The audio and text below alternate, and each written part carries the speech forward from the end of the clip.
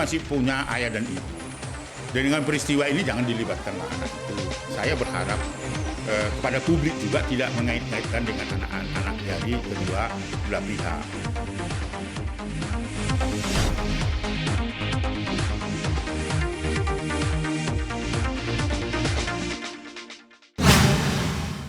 Iya, jadi secara pribadi maupun atas nama Komnas Perlindungan Anak, dengan beredarnya ya video atau tayangan asusila, pornografi yang diduga itu dilakukan oleh terduga selebriti Indonesia yang sekarang sedang digandrungi anak remaja, kita prihatin terhadap itu. Sesungguhnya ini tidak perlu terjadi ya.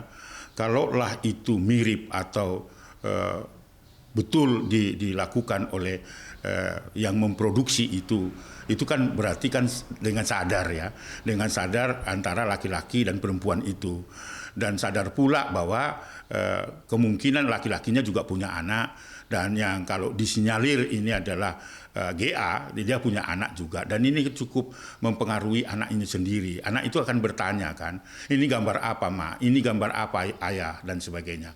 Itu tidak pernah dipikirkan. Dalam konteks itulah Komnas Perlindungan Anak menghimbau untuk tidak meneruskan lagi tayangan-tayangan seperti ini, tidak lagi memproduksi tayangan-tayangan seperti ini. Kan bukan hanya berdampak pada anaknya, tetapi berdampak kepada semua anak di Indonesia. Anda bisa bayangkan ya, bahwa dari mana anak remaja itu menyebarluaskan itu dari produksi yang dilakukan oleh orang dewasa. Kalau lihat fotonya itu kan berarti sadar bahwa diproduksi oleh orang dewasa. Sekalipun awalnya itu hanya untuk koleksi pribadi, tetapi untuk apa? Kan itu bukan suaminya. Gitu. Sedangkan dengan suami istri aja, ya kalau kita mau menyimpan koleksi itu juga berhati-hati, dan untuk apa pula gitu. Oleh karena itu saya kira apa yang sedang viral sekarang ini harus dipertanggungjawabkan. Kalau memang itu sungguh-sungguh adalah pemerannya pada selebriti yang terkenal itu, ya mengakui aja, minta maaf kepada publik dan tidak akan mengulang lagi kejadiannya, supaya semua anak-anak remaja juga tidak memanfaatkan atau tidak mengeksploitasi gambar itu kepada sesamanya. Yang kita prihatinkan kan kemarin itu baru 24 jam saja sudah 3 juta anak-anak yang mengkonsumsi itu, dan 49 mungkin sudah ratusan juta sekarang ini yang klik itu ya, walaupun itu hanya dilihat sepintas, dan itu kan cukup berbahaya kalau itu 50-60% itu ditonton oleh anak-anak dan disebarkan oleh anak-anak. Penegakan hukum sekarang ya dalam hal ini Polda Metro Jaya misalnya itu kan kesulitan menjerat dengan pasal apa, karena apa? Ini anak-anak masih yang menyebarkan dan dikonsumsi sebenarnya untuk anak-anak, tetapi ternyata orang dewasa juga menikmati itu. Nah, oleh karena itu, karena ini sedang viral, saya kira apakah dia mirip selebriti Indonesia atau memang selebriti itu atau meniru-niru itu, berhentilah untuk itu. Dan kalau memang itu adalah gambar betul-betul yang diproduksi, apa yang diduga banyak masyarakat dan anak-anak, ya berhenti dan mintalah maaf kepada publik, mintalah maaf paling utama kepada keluarga terdekat dari yang memerankan itu. Tetapi tidak boleh hanya perempuan yang menjadi korban, tetapi laki-laki. Karena bisa dikenakan 3 pasal sekaligus. Ya kalau undang-undang pornografi yang memproduksi itu pun jurisprudensinya kan sudah ada di Bandung waktu itu ya, salah satu bintang penyanyi yang terkenal dan sebagainya, itu dia dihukum ya, kalau tidak salah 4 tahun dan sebagainya, itu dikenakan undang-undang pornografi. Nah, tetapi si mentranmisi atau mengedarkan atau menyiarkan itu bisa dikenakan undang-undang ITE 6 tahun dan denda 1 M. Nah, persoalannya ini anak-anak yang melakukan. Kalau saya adalah bagaimana tanggung jawab yang memproduksi, karena kalau lihat gambar itu berarti sadar betul melakukan hubungan seksual dengan bukan suaminya dan memproduksi itu, lalu mungkin juga adalah menyimpan, tetapi ternyata anak-anak ini, anak remaja itu mendapatkan gambar itu dan menyiarkan. Jadi saya kira perlu pertanggungjawaban hukum dan pengakuan salah kalau itu melakukan yang betul. Iya, saya kira kekayaan, kecukupan itu tidak cukup kalau dia tidak ditanamkan nilai-nilai keagamaan misalnya, nilai-nilai solidaritas, nilai-nilai yang bisa memahami tentang kemajemukan.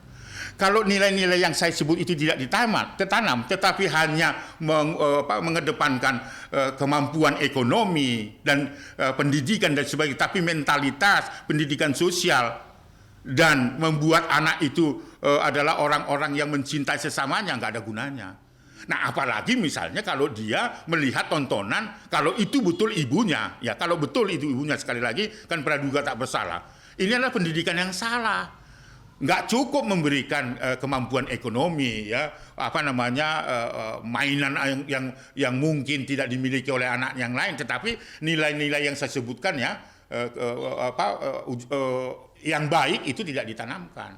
Nggak cukup. Tumbuh kembang anak itu harus komprehensif terhadap nilai sosial, nilai keagamaan, solidaritas, menghargai sesama, menghargai orang tua, menghargai teman sebaya dan sebagainya. Nggak cukup hanya diberikan uang dengan mainan yang mewah dan sebagainya. Nggak cukup itu. Oh, nggak bisa kalau lihat 2-3 undang-undang itu. Kalau misalnya undang-undang pornografi yang membuat, yang memproduksi dengan sadar, dan itu juga bukan suaminya, ya, yang berhubungan dengan keluarga. Undang-undang pornografi dapat diancam 12 tahun penjara. Jurisprudensinya sudah ada. Seorang penyanyi terkenal waktu itu, ya, yang heboh, itu juga menjalani kalau tidak salah 4 tahun. Lalu kemudian undang-undang ITE yang menyiarkan itu, kalau misalnya memproduksi lalu menyiarkan lagi, mentransmisi dan sebagainya, dikenakan 6 tahun dan 1 miliar gitu. Nah, yang menyebarkan itu juga sekalipun dia anak-anak, karena di undang-undang ITE dan undang-undang pornografi memang tidak, sayangnya itu tidak membedakan anak-anak dan dewasa. Nah, di yang ketiga bisa dikenakan undang-undang perlindungan anak karena apa? Karena menanamkan nilai-nilai yang tidak baik terhadap anaknya sendiri maupun orang lain. Jadi bisa dikenakan 3 pasal berlapis. Oleh karena itu saya minta ke pihak kepolisian Polda Metro Jaya harus betul-betul menegakkan hukum bahwa yang memproduksi dengan sengaja dan sadar itu dapat dipidana 12 tahun dengan undang-undang pornografi. Jadi bisa begini, bukan jerat hukuman, hak pengasuhan sebenarnya, ya. Jadi kalau misalnya ada seseorang pasangan suami istri, kalau suaminya tidak layak dengan memenuhi unsur-unsur misalnya drug abuse, gonta-ganti pacar, orangnya temperamen, dan kecenderungan melakukan kekerasan, maka hak asuhnya itu bisa dicabut kalau itu misalnya orang tua kandung laki-laki. Sebaliknya, kalau misalnya ditemukan bahwa si perempuan atau si ibu dari anak-anak itu mempunyai perilaku menyimpang, seks menyimpang, drug abuse,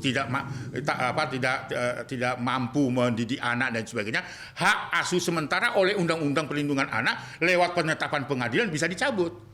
Jadi kalau misalnya ini betul, ya, kalau ini betul bahwa ini adalah dilakukan oleh yang terduga oleh masyarakat sekarang ini, maka sebenarnya dia sudah masuk dalam kategori memenuhi unsur tidak layak untuk mengasuh anak. Karena apa? Dia punya perilaku yang tidak baik.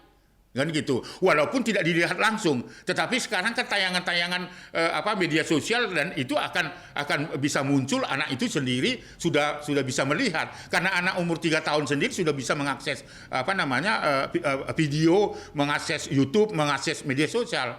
Jadi sekali lagi, ya, kalau misalnya ditemukan unsur-unsur memenuhi tidak layak untuk mengasuh, ya, seperti perilaku seks menyimpang dan seterusnya, drug abuse, kecenderungan melakukan kekerasan, maka si bapak anak ini bisa mengajukan ke pengadilan untuk mencabut hak asuh untuk sementara kepada bapaknya. Kalau misalnya pada putusan pengadilan gugat cerai itu hak asuhnya pada ibu atau sebaliknya.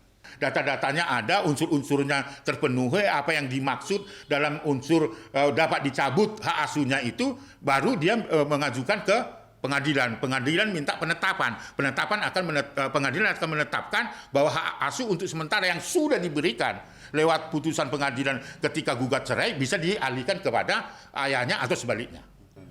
Ya, saya kira kalau misalnya masih proses hukum perceraiannya belum ada penetapan pengadilan atau belum ditetapkan oleh pengadilan hak asuh kepada salah satu pihak, misalnya ayah dan ibunya, karena masih dalam proses gugatan.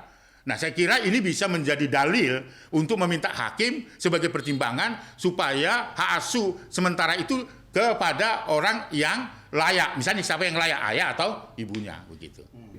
Ya saya kira kan anak ini masih punya ayah dan ibu. Dan dengan peristiwa ini jangan dilibatkanlah anak itu. Dalam perspektif perlindungan anak, saya berharap kepada publik juga tidak mengait-ngaitkan dengan anak-anak dari kedua belah pihak. Biarlah ibunya, biarlah ayahnya yang bertanggung jawab secara hukum kalau dia melakukan tindakan melanggar hukum.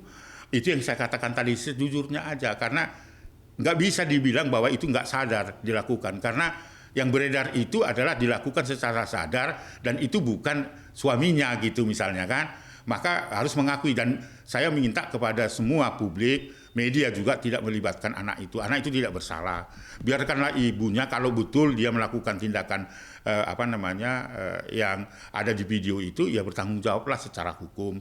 Nah ayahnya juga bisa men-take over terhadap anak yang ketika ibunya masih dalam proses menjalani pemeriksaan hukum. Saya kira itu. Sekali lagi anak-anak kita yang menyimpan gambar-gambar itu bukan hanya pada yang terduga sekarang ini menjadi viral, tetapi saya mendengar ada banyak gambar-gambar lagi di bintang-bintang sinetron yang baik, tetapi punya perilaku itu anak remaja. Saya berharap Komnas Perlindungan Anak untuk minta anak-anak remaja kita untuk tidak menyebarkan, berhentilah untuk itu, nggak ada gunanya.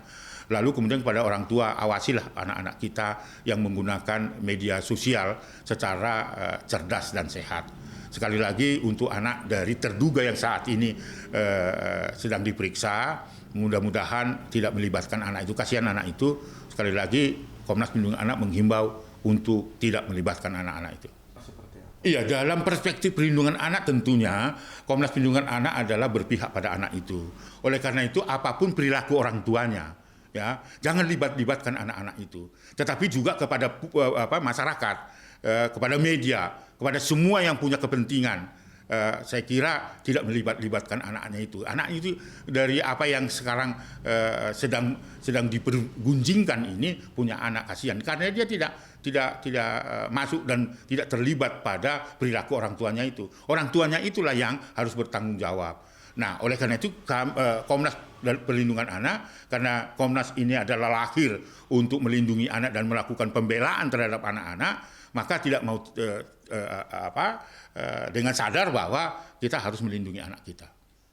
Sangat khawatir karena bukan hanya pada anak dari keluarga yang sedang dibergunjingkan ini, tetapi itu akan menjadi bahan diskusi baik itu di lingkungan sosial anak, di sekolah, di tempat bermain. Ini tidak akan diceritakan. Itulah dalam perspektif itulah maka tidak mengait-ngaitkan dengan anak-anaknya dari orang atau sosok artis yang sedang dibergunjingkan. Tetapi dengan tegas saya mau mengatakan kepada selebriti semua untuk menjaga kepopuleran, bukan melakukan tindakan-tindakan yang dapat merusak masa depan. Tetapi pertontonkanlah, tunjukkanlah bahwa kepopuleran itu adalah yang diraih dengan susah payah, dan itu menjadi edukasi kepada anak-anak kita di rumah maupun di lingkungan sosial. Itu peringatan saya, karena saya melihat tayangan-tayangan itu seolah-olah ada bahasa, ini badan-badan gue, ya, badan-badan saya, lo mau lihat, mau saya tunjukkan kepada kalian atau tidak, itu urusan saya. Enggak, itu bukan orang yang beragama. Itu bukan orang yang punya etika sosial, karena tidak memikirkan dampak dari apa yang dimiliki. Betul bahwa apa yang ada di dalam diri seseorang itu adalah ciptaan Tuhan, tetapi tidak harus dipertontonkan dengan murahan seperti itu.